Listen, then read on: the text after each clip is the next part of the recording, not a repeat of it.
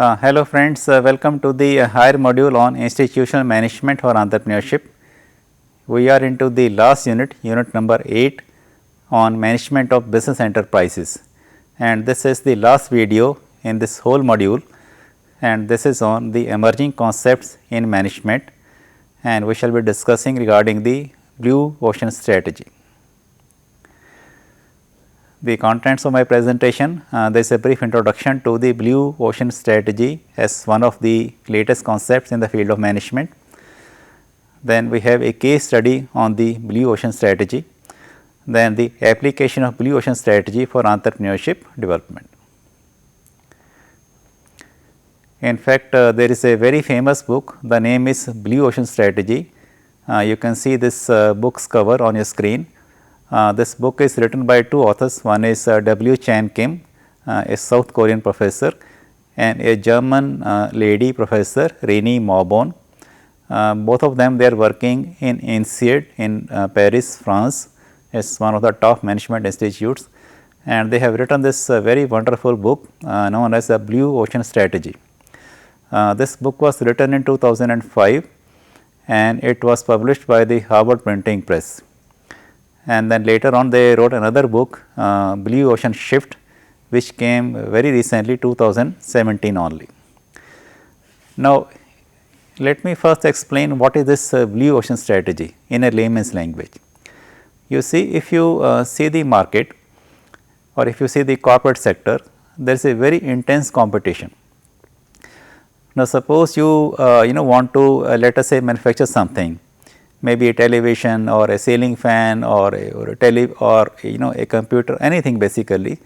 So, there is a lot of competition in the market. There are many companies making the same thing, and in case you want to enter into the same market with the same product, so there is an intense competition, and there is a cutthroat competition.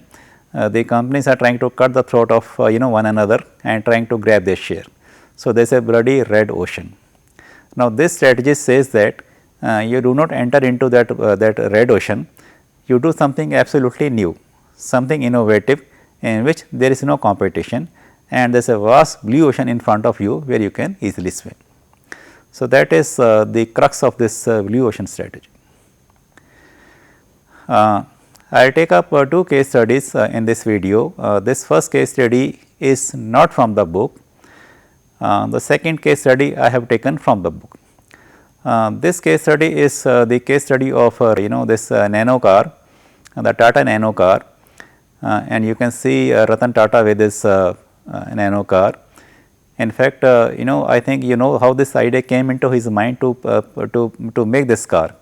You see, once he was traveling in Bombay, and he was in his car, and he saw that there was a small family of 4 persons, husband, wife and 2 children. They were riding on a scooter. So, one child was standing in front of the father who was driving the vehicle, and the second child was sitting in between both the parents, and he was like a sandwich this thing. So, they were riding with a lot of difficulty because scooter has a very small space, and 4 people they were riding on the scooter. And then the rains came, Mumbai is known for the rains. So, their condition became very pathetic. So, then Ratan Tata thought that this small family who are like a middle class or a lower middle class family, they also want to buy a car, because if they have a car, they can be saved from the rains, from the sun, they can sit comfortably and then they can enjoy the ride. But since cars are very expensive, they cannot afford to buy a car. So, let me make a car which is costing only rupees 1 lakh. It will be known as people's car, because when they are riding on a scooter or on a two-wheeler, it is costing some say 50-60,000 rupees, and they can take a little loan, or maybe they can buy something from their friends or from the family members, and then they can afford to buy a rupees 1 lakh car. So, that is how he made this Tata nano car. So, when the Tata nano car came into the market, and in case you want to buy a car which is costing only rupees 1 lakh, there is no other car except nano car. So, where is the competition? There is no competition. So, this was a perfect blue ocean strategy. And secondly, what he did was, the people who were the non-customers, the people who were not driving the cars, they were into the two-wheelers, this thing, because the cars were very expensive. So, the non-customers were made as the customers of the car segment. So, that was like a second the thing, bringing those people who were just driving the two wheelers and putting them into the car the thing segment category. So, this was like a blue ocean strategy.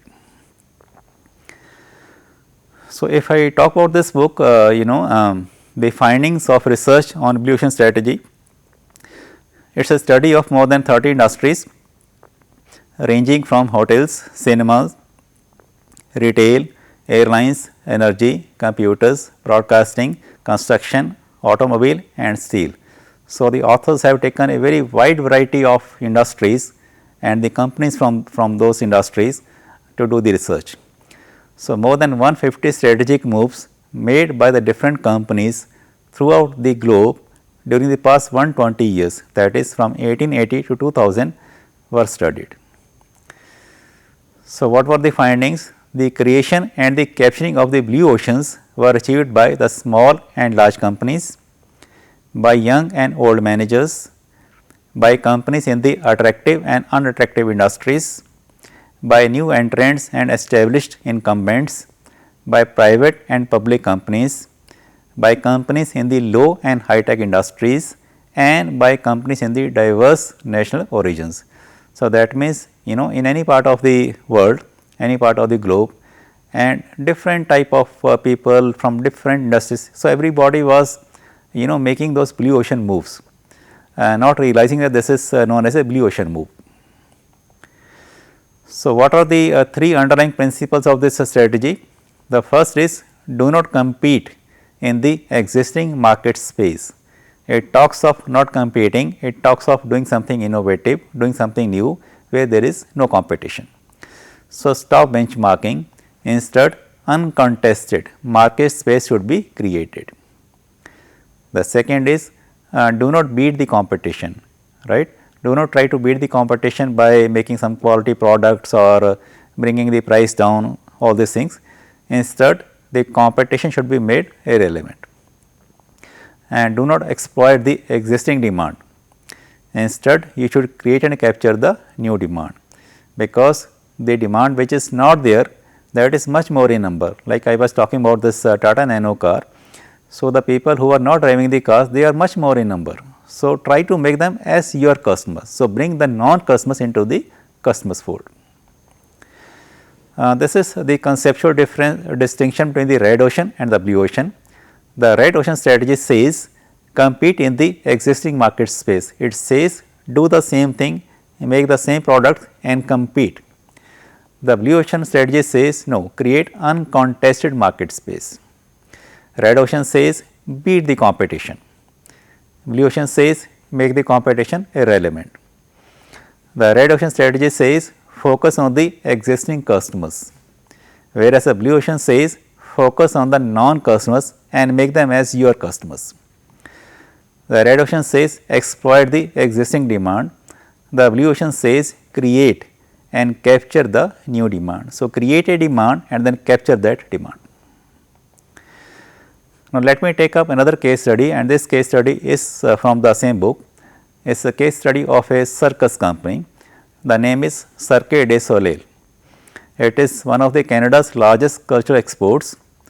It was created in 1984 by a group of street performers.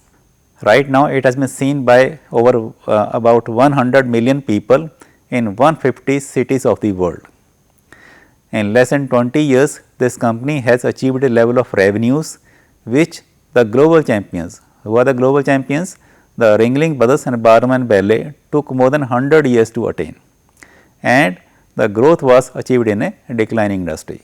You see, circus is basically a declining industry. People are not going nowadays to watch the circus. So, the growth was achieved in a declining sector. In fact, what they did was, so we have a circus, we have a theatre. So, they combined both these concepts. So, something good was taken from the circus, something good was taken from the theatre. So, they combined and gave an absolutely new product, known as like a new circus. So, they appeal to a whole new group of customers, the adults and the corporate clients, who were prepared to pay a higher price than the traditional circuses. You see, normally the adults are not going to the circuses, they just go sometimes to accompany their young kids, but normally they are not going. The corporate people, they are not going, but in this Cirque du Soleil, they were able to attract even the adults and the corporate clients, and they were paying higher price than the normal circuses.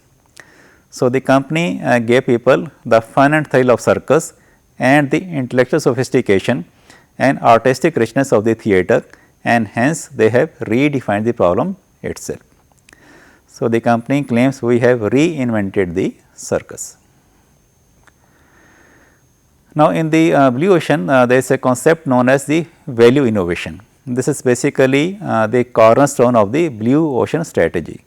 If you see this slide on your screens, so we have something known as the value innovation. Okay, we do something innovation by keeping value in mind. So, the value has to go up, but the price has to come down.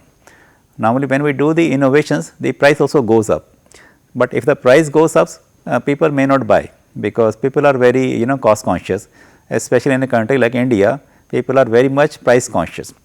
So, the innovation has to be done keeping in mind the cost should come down, and you should give more value to the buyer. And there is something known as the 4 action framework as a part of this strategy.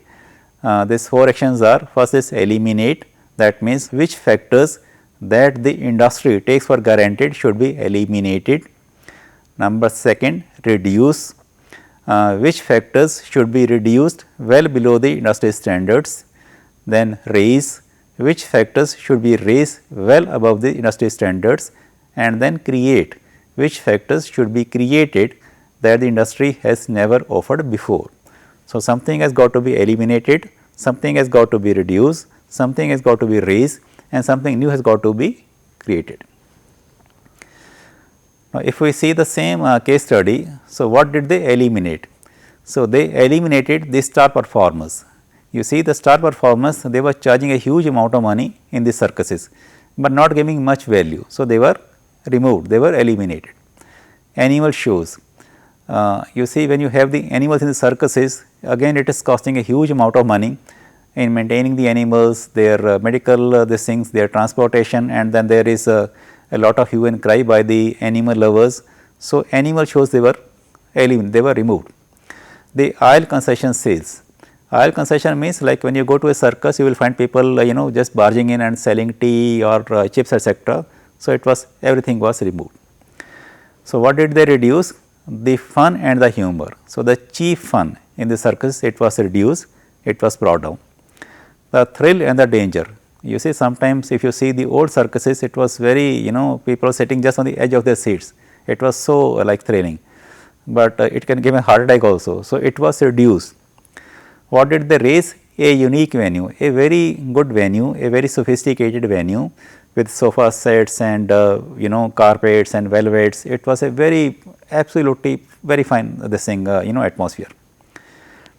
And what did they create? They created a theme. So, a theme was given to every circus, a very refined environment, and artistic music and dance. So, these are the 4 things which they did, and that is how they became like the new global champions. Now, how can we apply this blue ocean strategy for entrepreneurship development? So, I have created a model, and this is it will come in the succeeding slides, how we can apply this BOS for promoting entrepreneurship amongst our students. If you see our value innovation, you see basically we have to promote, we have to increase the entrepreneurship inputs in our system. The technical vocational system, we have to increase the inputs in the technical and vocational education and training systems to increase the inputs, and that is where the unemployment it comes down, because when people they become entrepreneurs, they not only remove their unemployment, but they employ a lot of other people also. So, the unemployment comes down, and that is our value innovation basically. So, this grid is is made by me, is like my creation. So, what we can create? We can create awareness about setting up and managing a business enterprise. You see, there are many students, many youth who are studying or who have already passed out. Now, they want to become the entrepreneurs, but they have no idea how to become an entrepreneur. So, an awareness has got to be created through a very comprehensive programs on how to set up and manage a business enterprise. Secondly, awareness about the schemes of assistance for the entrepreneurs. There are many agencies in our country who are working at different levels, national level, state level, district level, who are giving a lot of incentives, lot of facilities to the entrepreneurs. So, which are those agencies, what benefits they are giving, which are the different schemes, it all needs to be imparted to the budding entrepreneur. Then awareness about the new entrepreneurial opportunities. Now, we have different types of opportunities coming nowadays. So, there is a need to let these people, let these budding entrepreneurs, these prospective entrepreneurs know that which are the different opportunities, and then they can take benefit of those opportunities depending on their strengths, their weaknesses and their experience basically. Then what we have to create networking with the right type of people and organization. It is very important for the entrepreneurs or for the budding entrepreneurs to have the networking. You see, it's very difficult to go ahead without the networking. You should have the right contacts with the right people and with the right organizations. Then a vision for your proposed business. So, what they want to basically do in future, whether manufacturing or trading or servicing. So, they should have a vision for their business for the future. And then create reading habits. Now, reading is very important, especially for the budding entrepreneurs.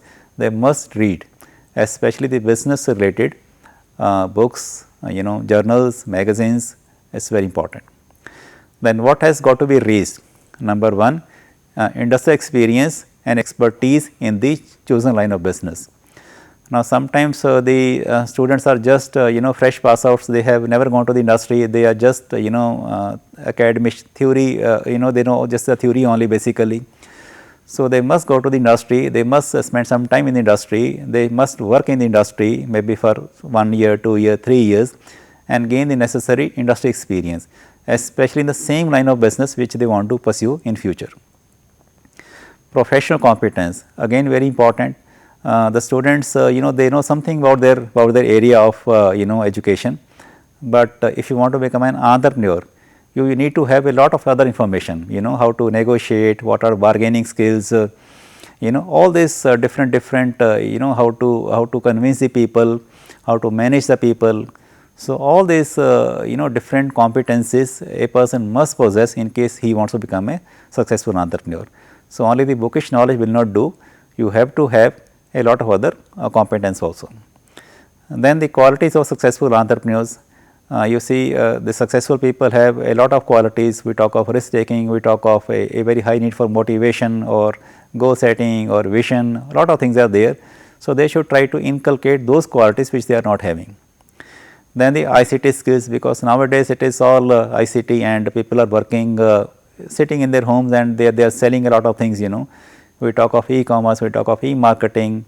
You can go to any part of the world sitting right in your home only. You can sell through the websites also. So, it's very important for the young generation to be highly computer savvy and they should know all these ICT skills.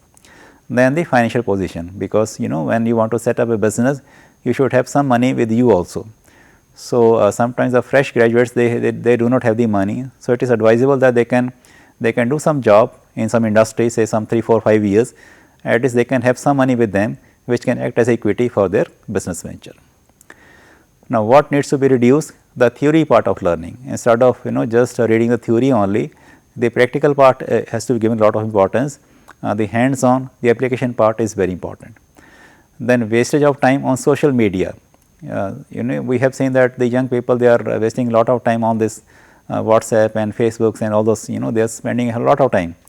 I think they should be they should try to utilize their time very judiciously, and if it is business related, then it is okay. Otherwise, they can cut upon that time, and maybe just half an hour is okay in a day for them. Then dependence on the others, like parents or spouse. So, we have seen that some of the students or the past students, they are heavily dependent on the advice of their parents or the spouse, and they just do what they say. I think that is not a very healthy sign. You should talk to the people. There is no harm in talking to your parents, spouse, listening to them, but you must take independent decisions. Then excursion and the leisure time. I think again we have to cut this unnecessary excursions and unnecessary leisure time and focus more on our work. The last is the eliminate. So, what we have to eliminate? The first is the mindset about doing the job.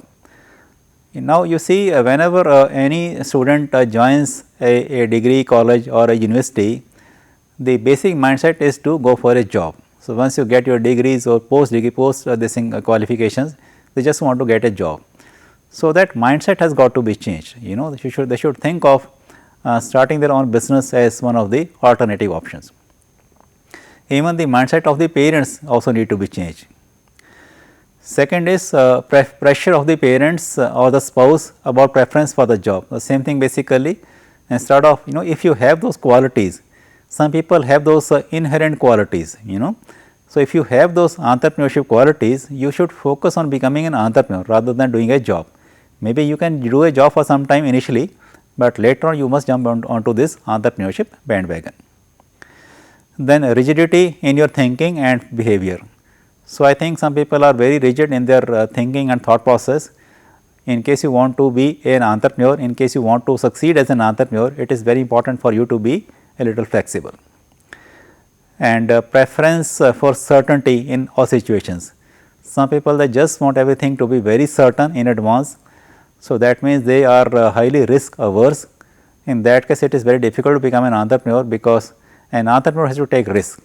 So, they take very calculated, moderate, intelligent risk. So, if you want this certainty all the times, that means your mindset is is highly risk averse, which is not a good sign for the entrepreneurship. So, I think that is all. Thank you so much. With this, I conclude this specific video and the entire this module also, as this was the last video in the entire module. So, thank you so much.